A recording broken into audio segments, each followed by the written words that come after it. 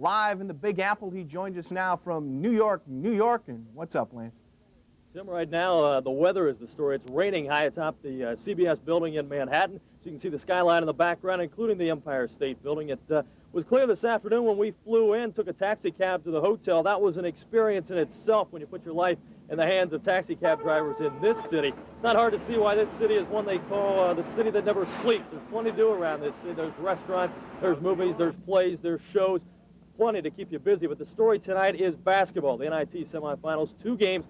Game 1, Florida and Virginia. Game 2, the Irish and the Utes of Utah, a ball club that is 23-10 coming in, coached by Rick Majerus, as you said. We talked with the Irish players earlier in the lobby, and they are pumped up and ready to play in the Big Apple.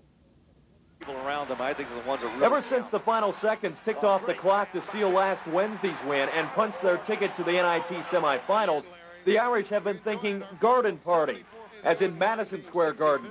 The Big Apple has been a home away from home for the Irish seniors. Their last stop home was January 11, an upset stunner of North Carolina. I'm going to knock on wood when I say this, but we play very well in the Garden. Sweet plays extremely well in the Garden. Hopefully that can carry over into our game. I love New York. I love playing at the people there. If you can play, they'll let you know, and if you can't play, they'll let you know. So what you see is what you get with New York fans and with New York people. I like that, and I just like the life. I like the big city. I think it's a nice place to play. The city, the surrounding.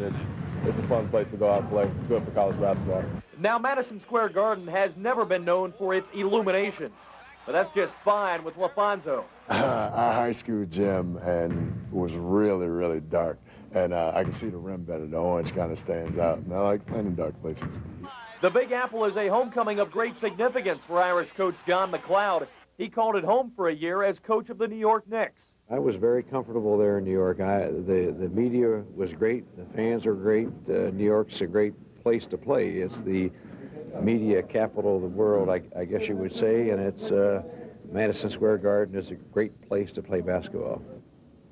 Now, Tim, as I mentioned, the Irish go up against a 23-10 Utah ball club ranked 4th in the nation in total team defense, allowing opponents to shoot just 38.7%. Should be interesting tonight. You'll have the highlights tonight at 11. I've got this urge to become Frank Sinatra and sing, so I'm going to go back please inside, don't. Let's take it away quick. We'll talk to you later. All right. Thanks Okay. a lot.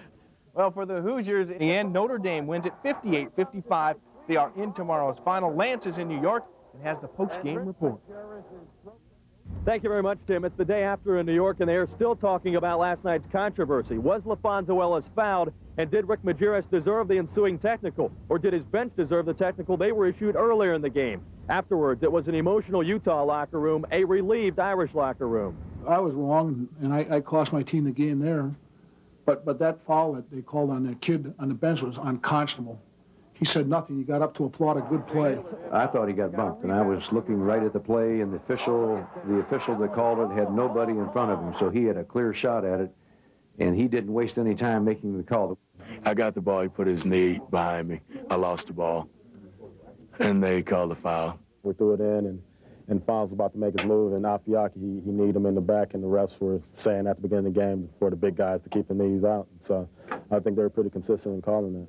I pretty much lost control. I said, I was just so, for a game to be decided on that kind of a call, in that situation, I don't know. I feel bad about that. I hate to see that happen. And we had that same situation, Joe, as you know, earlier this year. And it's a tough situation. So it's now Notre Dame and Virginia for the NIT championship, but that is tomorrow night. Tonight, the players have their choice. Take in a Broadway play or catch the Bulls and the Knicks from Madison Square. With the Irish in the Big Apple, Lance McAllister, WSBT Eyewitness Sports.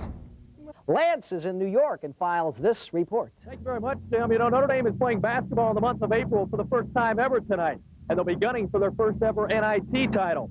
For 4 seniors who have been through a lot in 4 years, this will be the perfect way to go out. We're viewing it as a challenge, our final challenge, and we're going to just come out and play as absolutely hard as we can. We have nothing left to save any energy for. As 4 seniors, we have nothing left. This is it. We're going to go out tooth and nail. It would be great for us, 4 seniors to go out champions of national champions, not the NCAA, but the NIT. And if we go out and execute the game plan and do the things that we do well, then I feel that we have a very good chance of winning.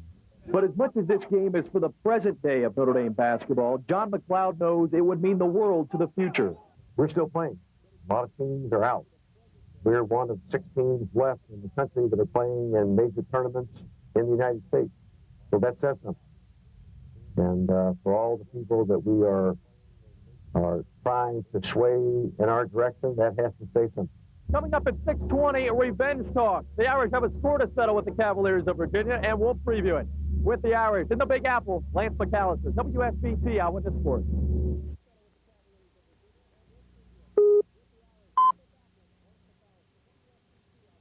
So on a night the NIT championship goes overtime for the first time since 1981, Notre Dame's season expires. They close at 18-15. Afterwards, it was an Irish locker room both sad and proud. Tough loss, but we're very fortunate. We weren't even supposed to be here, first of all. I mean, before the season even started, Notre Dame would be lucky to make it to the NIT. Finished 14-14. We played tough against the toughest teams in the country. Has a lot to say about these guys. These guys got a lot of heart. We kept fighting.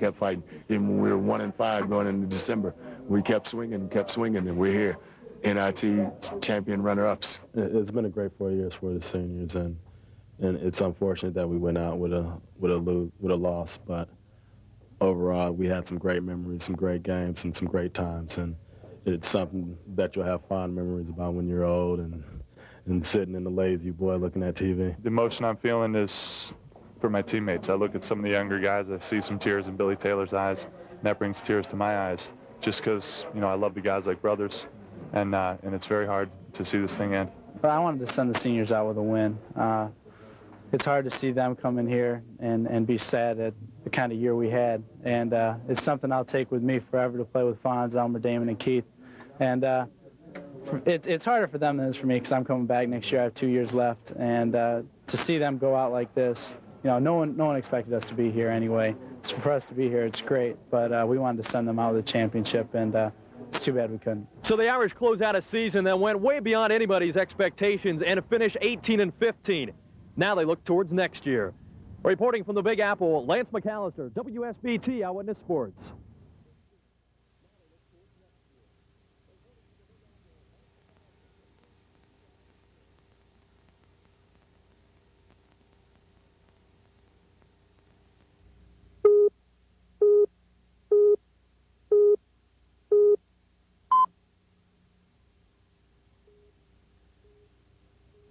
This loss officially ends the career of 4 Notre Dame seniors who had become the heart and soul of this basketball program. The future of the Irish basketball program is now handed over to the underclassmen, and they are ready to assume that role. Everyone's going to underestimate us next year. Everyone's going to look at Notre Dame and say, hey, they lost, you know, the Big Four. They lost the seniors, and they're not going to have anything. But the Irish will be there. We're ready to go. Next year, you know, not many people are expecting us to do too much, and we're going to go out and we're going to work hard every day, and we're going to surprise people. You guys are the future of Notre Dame basketball. You feel comfortable in that role? Definitely. We're going to go out and work hard. We're going to give it 100% every day. Coach McLeod is going to be really excited for next year, and I think we are too. And we're not going to settle for anything but the best. A lot of people are doubting them right now with the, you know, loss of the 4 seniors, but those guys, they worked hard all year, and it wasn't just the seniors, it was them. I think people are going to be surprised next year.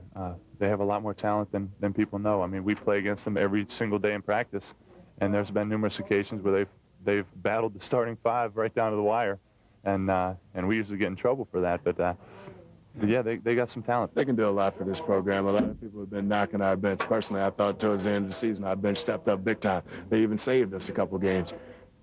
That's what it's all about, and these guys got some big ones sitting over here, and that's what's going to carry them. So it wasn't an NIT title, it wasn't an NCAA bid, but it was a season that went way beyond expectations, and it closes at 18-15. Reporting from the Big Apple with the Irish, Lance McAllister, WSBT Eyewitness Sports.